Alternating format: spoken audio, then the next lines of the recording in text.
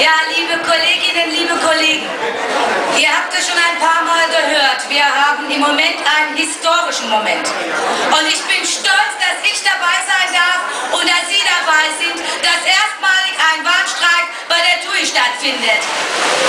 Eure Stimmung ist gut und das finde ich klasse.